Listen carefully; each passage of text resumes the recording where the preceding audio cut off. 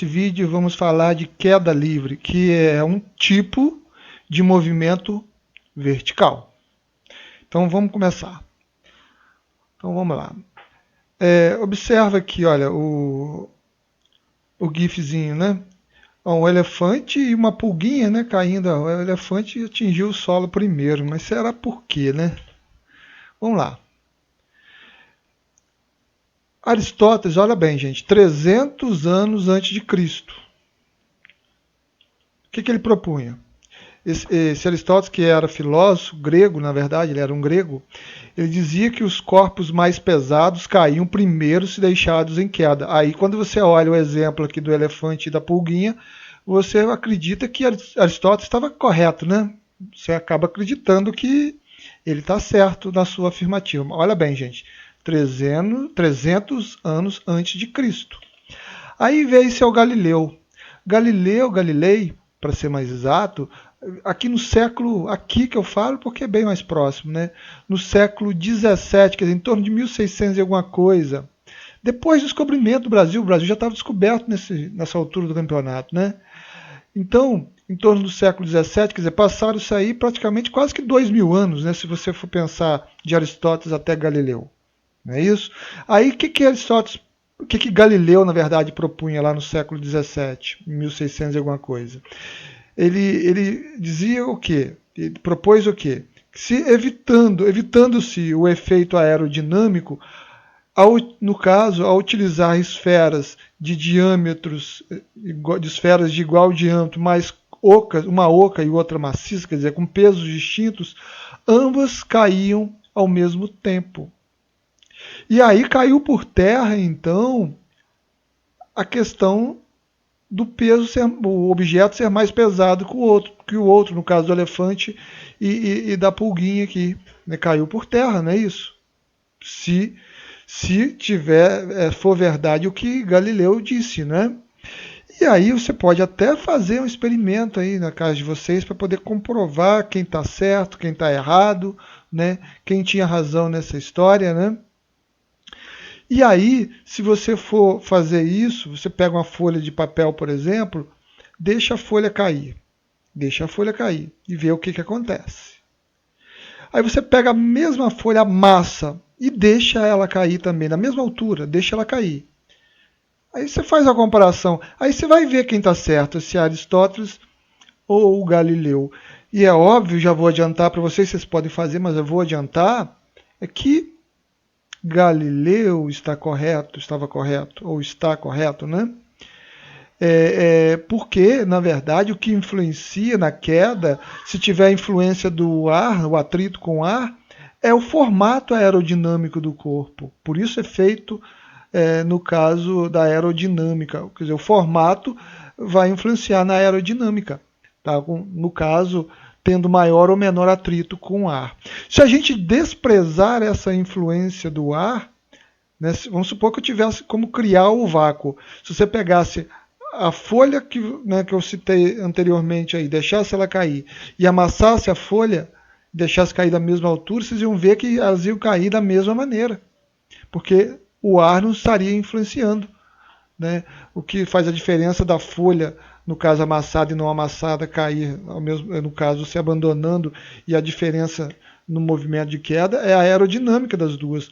O atrito é maior na folha sem você amassar, porque o peso delas é o mesmo. Quando você condensa a folha, a massa, ela vai ter menos atrito. Então, obviamente, ela vai descer mais rápido. E nós vamos falar de queda livre. Tá? A queda livre, gente, primeira coisa, esse termo livre, queda livre, na verdade, vamos pensar para vocês entenderem melhor, queda livre de qualquer ação de força que não seja da gravidade. Então, toda vez que eu penso queda livre, a única ação de força sobre o corpo em questão é a força da gravidade, é o peso. Tá? É a força da gravidade. Então, tem atrito com o ar? Tem influência no caso do ar? Não, não tem. Ou melhor, não é que não tem, né? A gente vai desprezar, porque na prática, quando você abandona um objeto, sempre de uma determinada altura e em queda, sempre vai ter influência do ar, ou o vento, ou o próprio atrito com o ar mesmo. Mas quando a gente fala queda livre, a gente está desprezando essa influência. Ou o movimento é tão curto que eu desprezo, no caso, essa influência, ou o formato do corpo propicia eu, no caso, desprezar essa influência do ar. Certo? Então, quando eu falo queda livre, então, livre de qualquer ação de força que não seja da gravidade. Então, se eu abandono, eu vou abandonar um corpo, eu não vou aplicar uma força para baixo para ele descer. Tá? Eu vou só abandonar, deixar só que a ação da gravidade atue sobre o corpo. Então, dessa maneira, quando eu falo queda livre, eu abandono o objeto em determinada altura, em queda livre e tal, a velocidade inicial desse objeto sempre vai ser zero. Quando você diz abandonei um objeto de determinada altura, qual é a velocidade inicial? Zero. Certo? Bom, a queda livre é um movimento uniformemente variado. Para ser mais exato, é um movimento retilíneo uniformemente variado, acelerado. Por quê? Porque à medida que o corpo desce, ele aumenta a sua velocidade, ou o módulo dessa velocidade. Bom, e qual seria, no caso, essa aceleração? É justamente o que a gente chama de aceleração da gravidade. É o que a gente chama de G. Tá? G, a aceleração da gravidade. Olha bem, gente, esse G, essa aceleração da gravidade, praticamente no nosso planeta é uma constante. É óbvio que varia um pouco em função da altitude, né? Quanto maior a altitude, menor é o valor da aceleração da gravidade. Mas, para efeito de análise de movimento no nosso planeta Terra, a gente vai considerar que ele seja constante. E é um valor em torno de 9,8, mais ou menos, metros por segundo ao quadrado. É um valor médio da aceleração da gravidade, no caso, no nosso planeta Terra. Tá? Vocês vão ver que a gente, na maioria das vezes, a gente vai considerar esse valor o quê? Arredondar ele para 10. 10 metros por segundo ao quadrado. Quer dizer, a cada segundo que o corpo desce, ele vai aumentar a velocidade o quê? 10 metros por segundo. Se eu considerar, é óbvio, a aceleração da gravidade de 10. Tá? Porque na prática é em torno de 9,8, quer dizer, a cada segundo que o corpo desce, ele aumentaria a sua velocidade em torno de 9,8 metros por segundo. Beleza? Bom, gente, olha bem. Como a queda livre é um MRUV acelerado, né? Eu posso usar quais equações para poder aplicar em problemas relacionados à queda livre? Quais equações? Olha, V igual a V0 mais AT, onde o A, vamos lembrar, esse A é a aceleração da gravidade, é um valor que a gente vai considerar constante. E outra coisa, quando o enunciado que eu colocar para vocês aí não vier o valor da aceleração numa queda livre, considera 10 metros por segundo ao quadrado. Se o enunciado trouxer o valor 9,8, 9,78, que é mais exato ainda, você vai utilizar o valor que foi dado. Certo? Mas na maioria das vezes vai ser 10, tá? 10 é o valor correto? É óbvio que não, né, gente? É um arredondamento que a gente está fazendo, tá? Vocês podem ver na apostila de vocês, ela faz esse arredondamento também. Qualquer livro que você pegar, normalmente utiliza-se 10 metros por segundo ao quadrado. Não é eu que quero fazer esse arredondamento, não, beleza? Então eu posso usar V igual a V0 mais AT, eu posso usar S igual a S0 mais V0 T mais meio AT ao quadrado. Posso usar ΔS é igual a V0T mais meio AT ao quadrado. Posso utilizar a equação de Torricelli? É óbvio que sim. É óbvio que sim. Você pode utilizar todas essas equações. Por exemplo, o que seria o ΔS? O ΔS seria, por exemplo, se eu abandono um objeto de uma determinada altura e ele atinge o solo, qual o deslocamento que ele realizou? O deslocamento que ele realizou é a altura que ele estava. Então, esse deslocamento seria a altura. A velocidade inicial na queda livre, lembra? É sempre zero. A aceleração normalmente vai ser 10, mas no caso aqui é o valor de G, aí vai depender do valor que foi dado. né? Olha, o deslocamento aqui é a altura, a aceleração é o g, a velocidade inicial é zero, o v final é a velocidade que ele adquiriu num determinado momento. A mesma coisa aqui, ó, o que é o s? É uma altura final, porque de repente ele tem uma altura inicial diferente de zero, então S0 é a altura inicial. Então, são as mesmas equações do MUV. Gente, se vocês entenderam o MUV, não tem dúvida nenhuma aqui com relação à queda livre, beleza? Vocês não vão ter dúvida nenhuma, porque são as mesmas equações. Tá? Bom, ainda com relação às equações, eu coloquei aqui a equação do deslocamento, né? Δs igual a V0t mais meio AT ao quadrado. Então, olha lá. Quando eu tenho uma queda livre, eu tenho que a velocidade inicial é zero e a aceleração do corpo é g. Né? É o valor de g que é uma constante para o nosso planeta Terra, né? Que em torno de 9,8 a gente arredonda para 10. Eu já disse isso, né? Olha bem, gente, aqui tem a Torre de Pisa. O Galilei, que eu citei anteriormente, para poder falar a questão, aquilo que ele disse com relação aos objetos que são abandonados de uma determinada altura, tá? Que o que vai influenciar é a aerodinâmica, ele fez o experimento nessa Torre de Pisa, na Itália. Tá? Então ele abandonou esferas do alto da torre. Ok? Então o deslocamento que essa esfera fez é a altura que ela estava em relação ao solo. Todo mundo acho que entende isso, né? O deslocamento que fez é a altura que ela estava em relação ao solo. Certo?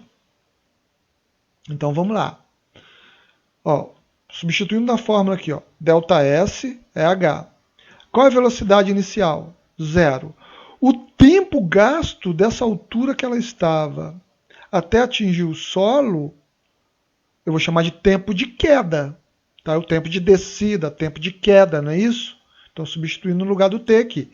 Mais a metade de A. Qual seria o valor de A? Bom, é o que eu falei, aqueles valores, né? 9,8 ou 10 e tal. Mas é o valor de G, não importa qual seja o valor, se é 9,8 ou se é 10 metros por segundo ao quadrado. É G.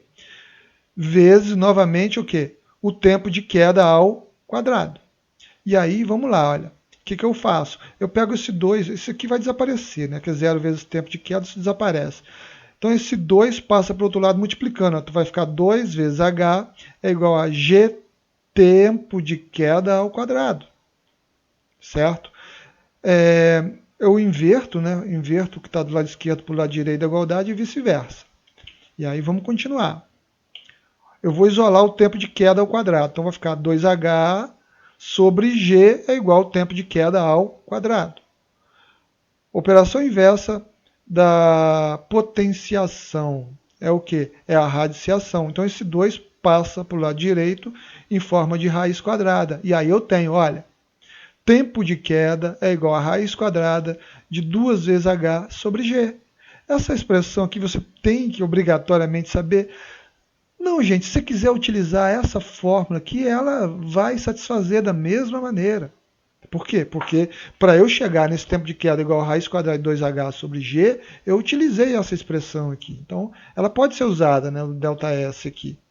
Só que aqui fica muito mais prático para você, por exemplo, calcular um tempo de queda dessa altura aqui. Digamos que o objeto tivesse sido abandonado em uma altura de 45 metros. Quanto tempo ele gastou para chegar no solo, se eu considerar que g, por exemplo, seja 10 metros por segundo ao quadrado? Olha como é que é fácil. Ó. Seria 2 vezes a altura, que é 45, daria 90, né? O g seria 10, então 90 por 10, 9. Então seria tempo de queda raiz quadrada de 9. Raiz quadrada de 9 é quanto? 3 segundos. E aí você já sabe, gastou então 3 segundos na queda. Então facilita para vocês. Mas é óbvio que se quiser, essa primeira equação que satisfaz da mesma maneira. Tá? Vamos a alguns exemplos aí na prática que é o importante para vocês aprenderem. Um objeto cai do alto de um edifício, gastando 7 segundos na queda. Calcule com que velocidade atinge o solo. Considere g 9,8 metros por segundo ao quadrado. E despreze o atrito do objeto com o ar.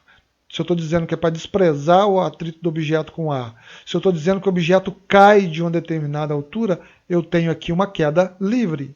Onde o tempo que ele gastou para atingir o solo, que no caso que seria o tempo de queda, posso chamar de t simplesmente, ou tempo de queda, né? TQ, né? 7 segundos. Então, se é uma queda livre, velocidade inicial 0, certo? Eu quero saber com que velocidade ele atinge o solo, né? Quero saber o valor de V. E o valor de A, ou seja, o G, que seria a aceleração, 9,8 metros por segundo ao quadrado. É o que eu falei, se o enunciado te der o valor, você vai utilizar o valor que o enunciado te deu. Se não vier no enunciado o valor, vocês vão utilizar 10. Tá? Então vamos lá. Como a queda livre é um MUV, a gente pode utilizar a equação do MUV. O que eu quero? Eu quero saber qual o valor de V, onde eu tenho V0, eu tenho o tempo e eu tenho a aceleração. Então, ó, V é igual a V0 mais AT. Qual o valor de V0? É 0. Qual o valor da aceleração? Ó, é 8. Qual o tempo de trajeto, que seria o tempo de queda? 7 segundos. Daí eu tenho 9,8 vezes 7, 68,6 metros por segundo. Tá? Gente, como a queda livre é um movimento acelerado, tá? A aceleração e velocidade têm mesmo sinal. Tá? Eu vou considerar que o movimento na descida é progressivo, então eu quero que seja a velocidade positiva. Então minha aceleração também ela é positiva, tá? Por isso que é importante o que a gente viu lá no MUV, esse estudo de sinais aí, para identificar se o movimento é acelerado ou retardado. Bom, vamos para o próximo exemplo. De uma ponte deixa-se cair uma pedra que demora 2 segundos para chegar na superfície da água. Sendo a aceleração do local 9,8 metros por segundo ao quadrado, determine a altura da ponte. Despreze o atrito com o ar. Quando a gente diz qual é a altura da ponte, é óbvio que a gente está falando a altura em relação à água, tá, gente? Em relação à água. Porque o objeto ele gastou 2 segundos para atingir a superfície da água. Tá? Então ele gastou 2 segundos na queda para atingir a superfície da água. Então, se eu deixo cair, a velocidade inicial é 0. Né? O deslocamento que o corpo realiza é justamente a altura que ele estava. Tá? E a aceleração, que é o G, 9,8 metros por segundo ao quadrado. Como é uma queda livre, por que uma queda livre? Porque o objeto iniciou com velocidade 0 e eu estou desprezando qualquer influência com o ar, ou seja, o atrito, o vento, que seja. Tá? Eu posso utilizar essa forma, ΔS é igual a V0T mais meio AT ao quadrado. Como a gente poderia utilizar a forma do tempo de queda, tá, gente? Tempo de queda é igual a raiz quadrada de 2H sobre G. Tá? Poderia ser qualquer uma das duas. Eu vou utilizar essa daqui. Então, olha bem, ó, o deslocamento que ele realiza, ou que a pedra, né, realiza, é a altura que ela estava em relação à água, que seria, na verdade, a altura da ponte. Bom, vamos lá. Velocidade inicial é 0. Tempo gasto para atingir o solo, 2. Então é 0 vezes 2, mais a metade da aceleração, que é 9,8, vezes o tempo ao quadrado, ou seja, 2 ao quadrado. E aí, vamos lá. 0 vezes 2 é 0. Então, a metade de 9,8 vezes 2 ao quadrado, que é 4, vai dar 19,6. Então, 0 mais 19,6 dá 19,6. Quer dizer, o deslocamento que a pedra fez até atingir a superfície, no caso da água, seria 19,6 metros. Então, qual é a altura da ponte? Pensando que o objeto foi abandonado do nível que seria a altura da ponte em relação à água, é óbvio. A gente tem que raciocinar dessa maneira. Então, a altura da ponte, 19,6 metros.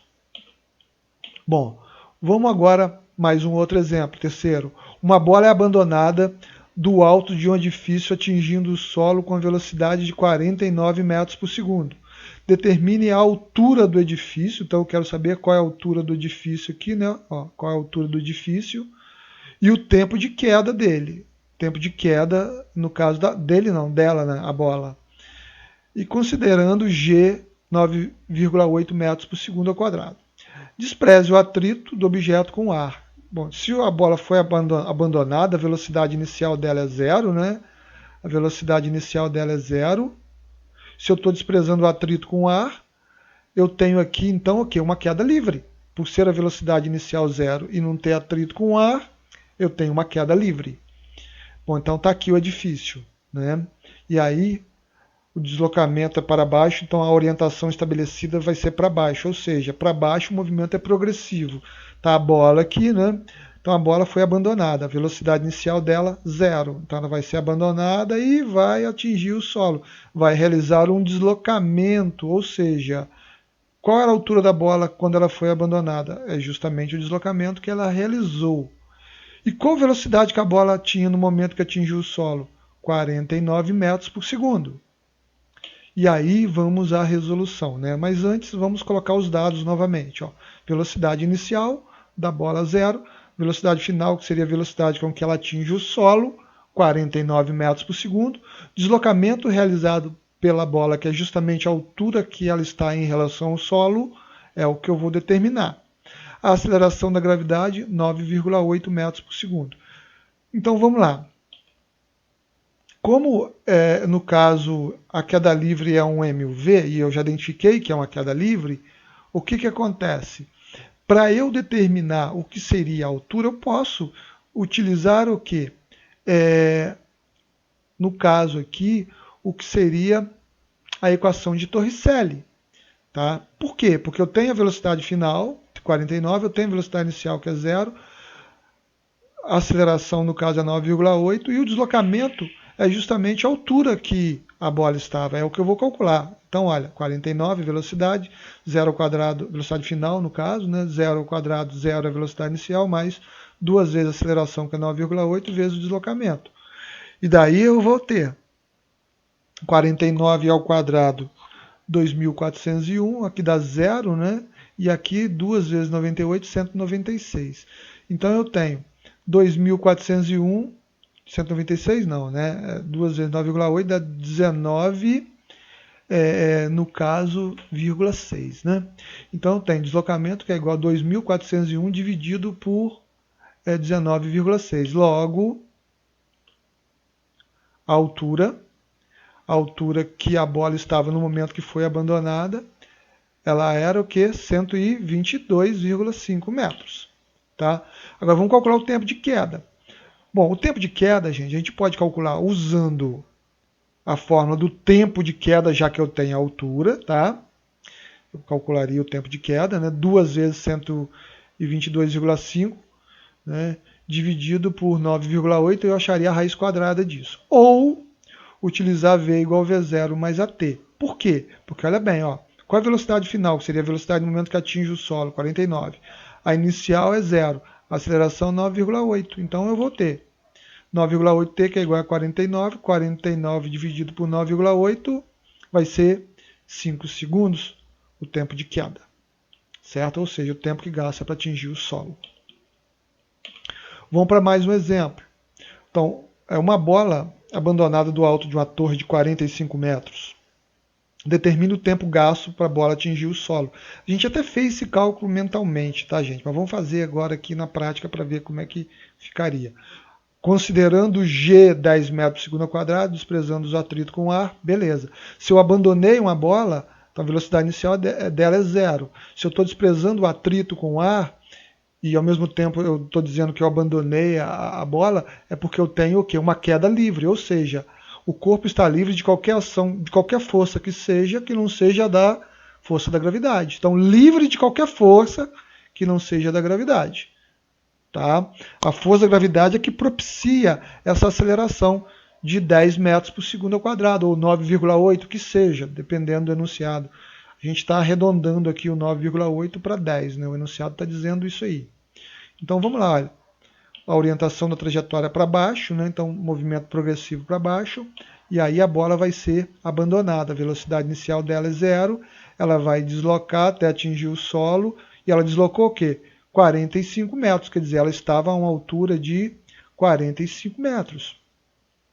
Então o que eu tenho? Eu tenho a velocidade inicial, eu tenho um deslocamento que no caso é a altura que a bola estava, e eu quero calcular o tempo de queda.